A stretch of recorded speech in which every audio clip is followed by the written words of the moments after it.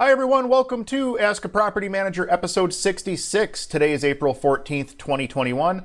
We're coming to you from Studio 2.0 here at Own Buffalo, and I am Andrew Schultz, principal broker of Own Buffalo Inc. On today's show, we're going to be talking about an old jail for sale, an insane number of offers on a home that was put up for sale, and we're going to answer some questions from housing providers around the country, and so much more. Before we jump into that, we're going to plug our social media. New episodes of Ask a Property Manager come out every Wednesday morning, 10 a.m. Eastern. You can find those on our Facebook page and on our YouTube. Facebook.com/Buffalo Foreclosed Homes, YouTube.com/Own Buffalo. Don't forget to check out our Instagram. We post things there that don't make it to the other two platforms. And last but not least, don't forget about the Rent Prep for Landlords podcast. This week's episode, we're taking a look at how to handle tenants who are threatening legal action, informing new tenants of a criminal history against the property, and we'll take a look at whether it's a good move to offer a rent discount to tenants who pay early. So don't miss out on that. New episodes of the podcast every other week at rentprep.com/podcast or anywhere podcasts are heard. We're going to go ahead and jump right into our news of the day here. We're going to start with this news story. This was sent to me a couple days ago. It's actually a little bit older. It's from March 30th, 2021.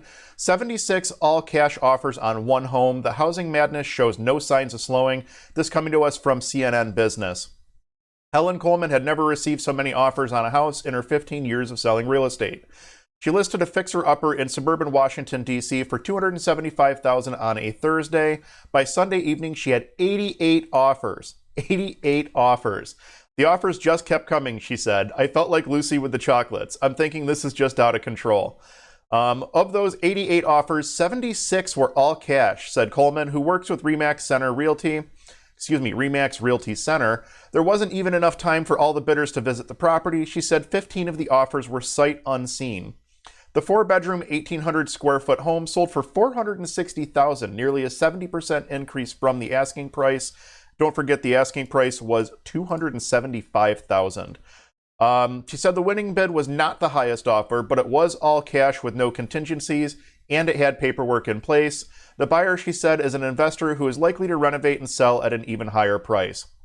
It was a lower priced property for the area and may have been an outlier, she said, but even her other listings have typically been getting closer to 15 offers. Several people came in wanting to be homeowners and do the repairs themselves. There's such a low inventory out there, and people feel like that is a way that, there's such a low inventory out there, and people feel like that is a way that they can get into a home. In fact, the inventory of available homes for sale is now at a record low, driving competition and home prices even higher across the country in many regions.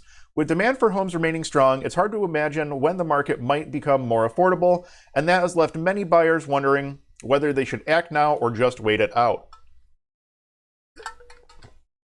Why are home prices on a tear? It was a different story a year ago. Home buying fell off a cliff when the pandemic took hold in the United States, with home sales dropping by about 40%, said Chris Stroud, chief of research at House Canary, a real estate technology and analytics company. But while home sales bounced back last May, the inventory did not. That's been the theme from then until now, he said. Consequently, prices have been on a tear going upward because of lack of supply. The median home price has risen 16% from last year, according to the National Association of Realtors, and they have increased even more in some regions of the country like the Northeast and West, both of which are up 21% from last year. Meanwhile, the inventory has continued to linger at a record low. In February, the number of homes available for sale was down nearly 30% from a year ago. Frustrated buyers want to know, when does this end?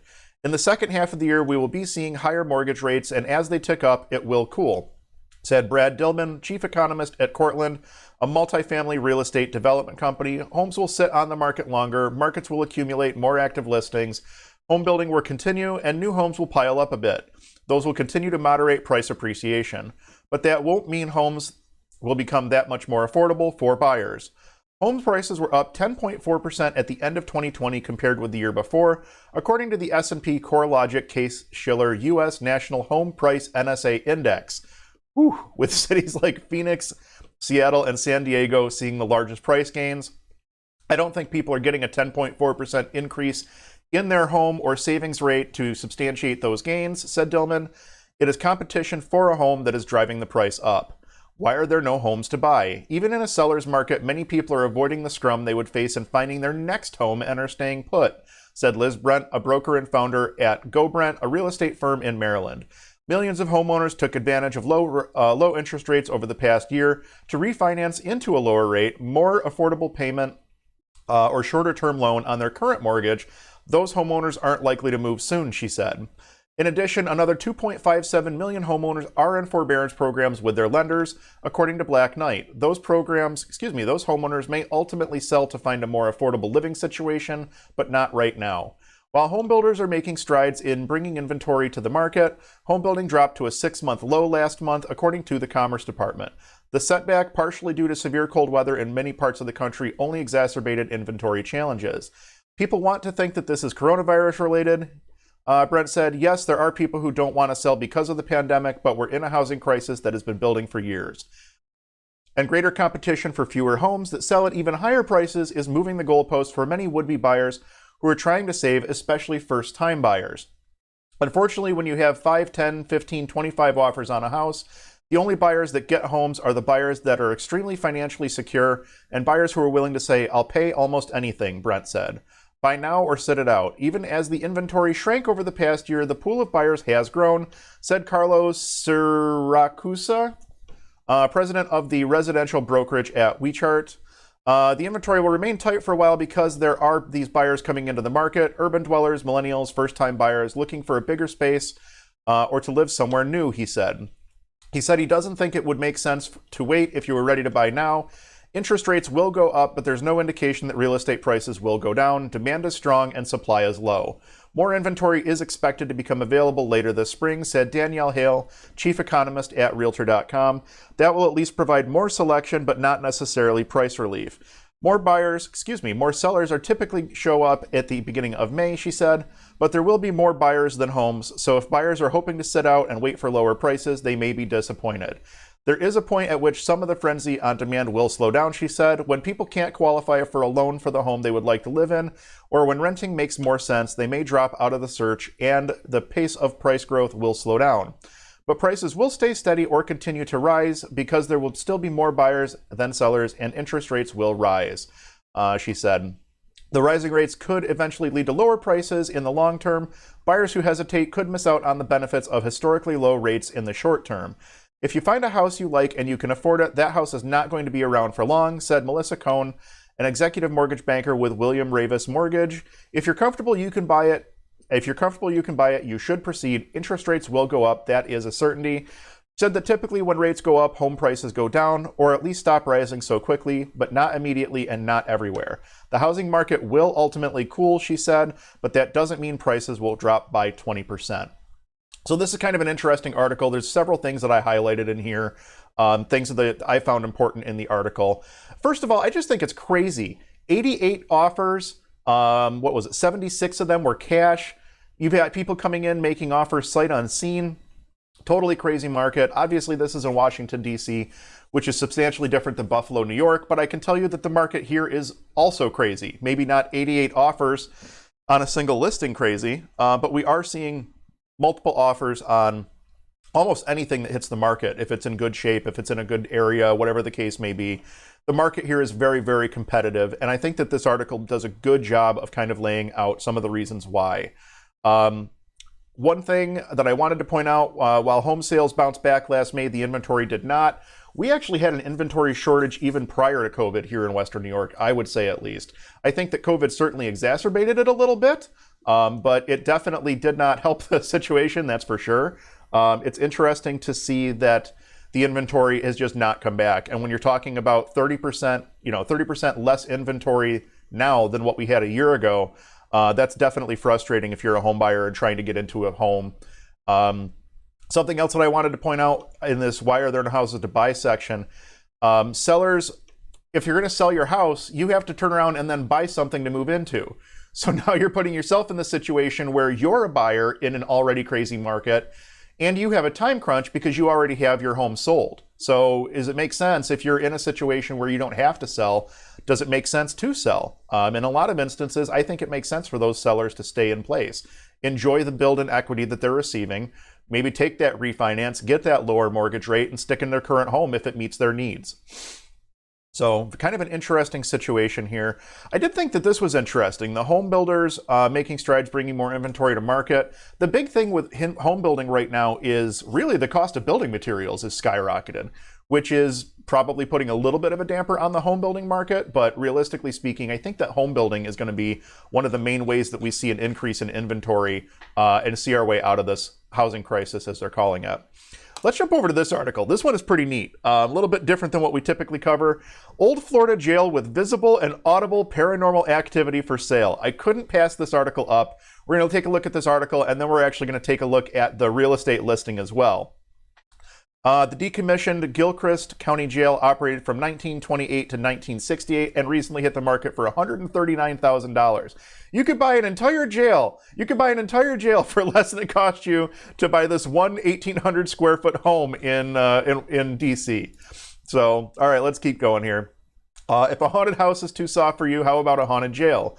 An old penitentiary in Florida has hit the market, offering a brave buyer a unique opportunity to own what's arguably the spookiest slammer in the state. The decommissioned Gilchrist County Jail in Trenton, Florida, operated from 1928 to 1968, recently hit the market for $139,000. Touted as an 8-bed, 8-bath unit on a quarter of an acre, a listing page claims the property draws thrill seekers from all over the world, eager to encounter the heavy paranormal activity for themselves. See apparitions walking around the grounds in the broad day, the property details warn. Possibly the spirits within will voice what's on their mind when you arrive before you even make it inside. Home to years of grisly standoffs, killings, and much more, it's no surprise that this location is loaded with visible and audible paranormal activity. In a terrifying twist, the Watson Realty Group, which is handling the sale, even claims that the accommodations for a prison officer weren't constructed until 1966. Prisoners were effectively alone for 38 years, easily enabling extreme nefarious activity. According to the old Gilchrist County Jail ghost hunters, 2 local sheriffs were even killed in the line of duty. Gilchrist closed in 68 and has apparently sat abandoned ever since. Realtor photos of the interior show rusty cells, water damage, and graffiti. It's remaining allured, however, for the fans of the supernatural. The listing page reports that the defunct prison still hosts tours and a paranormal ghost club meetings to this day. Though most people would probably run away from the creepy clink, Watson Realty Corp is confident that the right buyer will make a beeline for the big house. This is an awesome turnkey tourist opportunity, or a tourist-related business opportunity, the real estate company said. So I gotta tell you, we looked at the images on this. I'm not gonna sit and go through the whole listing and everything, but I did want to scroll the images. So here's the image gallery of this place. We'll take kind of a slow scroll through here. Just absolutely crazy. I think that might be photoshopped in right there. Just absolutely crazy what you can buy for $140,000. How cool is this? I would love to just go and tour this building. I think it would be the coolest thing just to get to walk around the inside of it. So if you are in the market for a new haunted house for your haunted house business, or you want to have a series of really cool escape rooms or something like that, this might be the opportunity for you. This, again, is located in Trenton, Florida. What an opportunity, I guess, for $140,000. But I just happen to think that this was probably one of the coolest listings that I've seen in a long time, and I wanted to share that with everybody. So let's take a look at a couple of OSHA violations, and then we'll jump into our questions from housing providers around the country. That is literally... I laughed so hard when I saw this the first time, too. That's a dog leash. That guy is literally tethered with a dog leash. He looks to be painting something. Looks like the fascia on that, I guess you'd call it a balcony or whatever the case may be. But yeah, that's certainly an OSHA-approved tie-off. One guy holding onto a dog leash wrapped around another guy. And here's our next OSHA violation. This one was pretty impressive, too. You've got so many things going on here. Guy on a little ladder holding up the other ladder so that guy with, I think, a light bulb in his mouth, maybe? I can't tell what that guy has in his mouth exactly, but there's no good that can come from this situation. Just get the proper equipment and do the job the right way. This is why insurance rates are as high as they are, I swear. Absolute insanity. All right, let's go ahead and jump into our questions from housing providers around the country. We're going to start with this one on ending a lease early. The tenant's lease is up at the end of June. They're asking if I would release them earlier by either May 1 or June 1. What options can I give them that I will still benefit from? Obviously, I'd rather them leave earlier than later. It's in their interest to leave earlier than having to find another place during peak July season. So the way that we work this with our leases is that the tenant is responsible for the rent and the utilities until the end of the lease or until a new tenant is placed. They have to work with you on showings. They have to allow showings so that you can get in there and try to find a new tenant. The flip side to that is you have to make the effort to get it re-rented.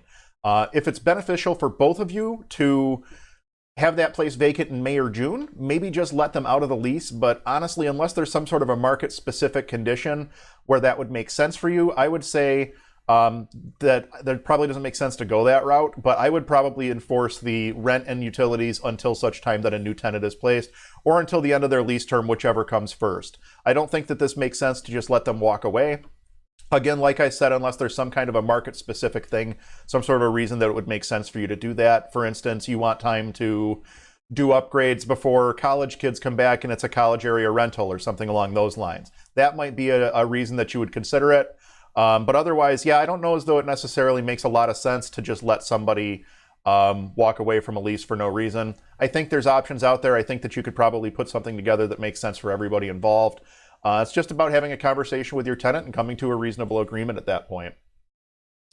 On to our next question. Stick to your criteria. A few weeks ago, I saw a post in this group about waiting for the right tenant. I wanted to say thank you to whoever posted it. I put my apartment up for rent and was getting not so good applications that did not meet my basic criteria. I waited a few extra weeks and recently had to pick out of, wow, this is bad. I can't speak today. I waited a few extra weeks and recently had to pick out of multiple great applicants. What I learned, waiting is hard, but worth it in the long run.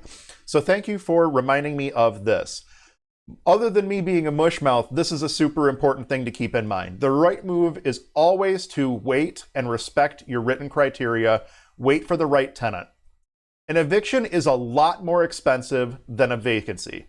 A lot more expensive. You're going to have lost rent. You're going to have attorney and court costs. You're going to have, turnover costs. All of that combined, you're better off letting a place sit vacant for an extra month than compromising your criteria and moving in a tenant that's going to turn around and cause damage or stop paying rent or whatever the case may be, especially right now with as many restrictions as there are with regards to evictions and things of that nature.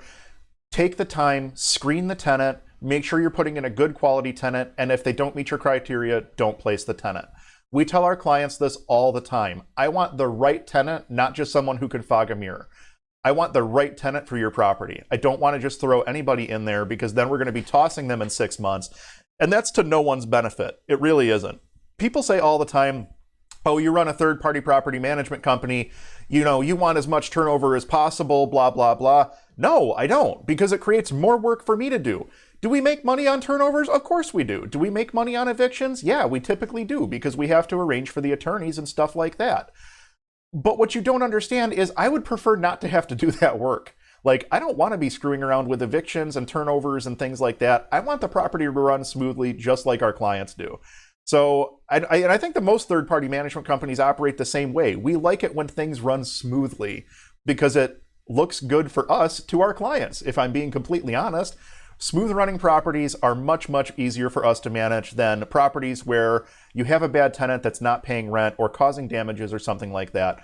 Waiting that extra time and putting in the right tenant is worth it every single time. And I would recommend doing that every single time. Also keep in mind that there's a lot of fraud out there, especially with rental applications. We're seeing a serious uptick of it here in our office as we're screening new tenants. Make sure that you are screening thoroughly. Screen like your asset depends on it. It's really all I have to say on that one. On to our next question. Tenants and trampolines. This is a good one. I'm in Missouri. I have a tenant that has put up a trampoline in the yard and there is no fence. I just went through my lease and I don't have anything about trampolines. I also checked with the city and there are no rules for a trampoline. I know I need to add some verbiage into my lease for the future. Has anyone had thoughts about this? Since it looks like the city doesn't have anything and I currently do not have anything in my lease, how would you address this? The neighborhood is Class D. There's a big chance the trampoline will get stolen for scrap metal. I feel due to the area, people from the neighborhood will use it even when the tenants are not home. Should I look into adding some coverage to my insurance? Should I look into adding some coverage to my insurance or while it is on the property? There we go. Okay, so I made sense of that. So this is a good question. It's good that you're looking to get on top of this first and foremost. We actually had this happen a few years back, and we have some language in our lease that I'm going to pop up on the page right now that basically covers things like trampolines, kiddie pools, things like that. So the first thing that we did was sent a lease violation letter to the tenant. The tenant contacted us to see what we could do to work something out. Ultimately, the resolution was for the tenant to have a renter's insurance policy that showed us and as an additional insured. We talked to their insurance company and verified that the trampoline, any resulting injuries or liabilities, whatever the case may be, all of that would be covered under their tenant insurance policy. We also talked to our insurance policy, our insurance company, or rather the property owner's insurance company, to make sure that everything was on the up and up on their end as well. Keep in mind that if something happens, if somebody gets injured while you're in a property, I'm going to pop back to the screen here. If somebody gets injured at the property, it really doesn't matter. You're going to get sued anyway. Whoever gets injured, you know, if it's a tenant's friend, for instance, they're probably going to sue the tenant. They're probably going to sue the third-party manager. They're going to sue the landlord. Everyone is going to get sued. Making sure that you've taken the steps on the front end to mitigate your liabilities wherever possible is going to help you out in the long run. Obviously, the best possible case scenario is to avoid a trampoline or a kiddie pool or anything like that altogether. Whenever possible, that's my recommendation. There are circumstances where you can make something like this work if you're willing to have that flexibility, but you have to make sure that you have the proper paperwork and the proper insurances in place. I want to go back to that lease language real quick just to cover that so that people can see it. And this comes right out of our lease that we use here in office. The tenant specifically agrees that no swimming pools, kiddie pools, wading pools, hot tubs, water sides, sprinklers, or artificial standing bodies of water will be erected or used on the property. The tenant specifically agrees that no trampolines or playground type equipment will be erected or used on the property. Grills may be used on outdoor, grassy, or paved areas only, and never indoors on a porch or on a balcony. Guess what? That last line's there for a reason. We had a tenant use a grill on a balcony and lit the balcony on fire. Guess when that line got added to our lease? So every day is an adventure in property management land, guys. Don't forget that. All right, last one. When to stop advertising. I have a very popular rental, so when I post it, I get a flood of applications. My ad indicates pre-qualifications and all stipulations. My question is this. When do I shut my advertisement down? It takes me time to go through these applications, and as I do, days pass and I keep getting more inquiries asking for a tour or application.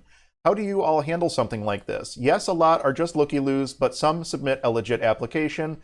So far, 49 have responded and counting. So we leave the ad up and we continue to show the apartment until we have a signed lease and a security deposit. We've had a ton of people over the years get approved. We send them the lease and the security deposit request, and they have 3 business days to respond to that, and they just ghost us. Looks just like that ghost back in the image from the jail there.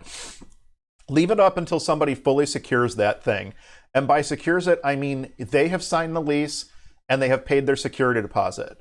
Do not countersign that lease until you have the security deposit certified funds in hand. Don't countersign that lease until you have that security deposit. That is an excellent piece of advice that I can give you. But yeah, we continue to leave the ad up. We continue to show the apartment until such time that we have a signed lease and a security deposit on hand in our office, simply because we have had multiple instances where people have just disappeared after they've been approved for an apartment. So that would be my recommendation. Keep on showing it until you have that approved application. I know it can tend to be a little bit of work, but at least that way you're not losing, key marketing time or something like that while waiting for someone to make a decision. That's how I would handle it. That's probably the easiest way to go about taking care of a situation such as that. That pretty much wraps things up for this week's episode of Ask a Property Manager. Thank you all so much for watching. We truly do appreciate it. We love producing Ask a Property Manager, and you can help us to improve by dropping a question in the comments, either on Facebook or YouTube, and your question may be picked up in an upcoming episode. If you enjoyed this content, or if we brought some value to your day, please do us a favor and hit that thumbs up button. YouTube and Facebook both push videos based on community feedback, so every like, comment, subscribe, and share helps us to grow and reach more people. We'll We'll be back next week, April 21st at 10 a.m. Eastern, with another show you won't want to miss. Thank you all so much for watching, and we'll see you next week.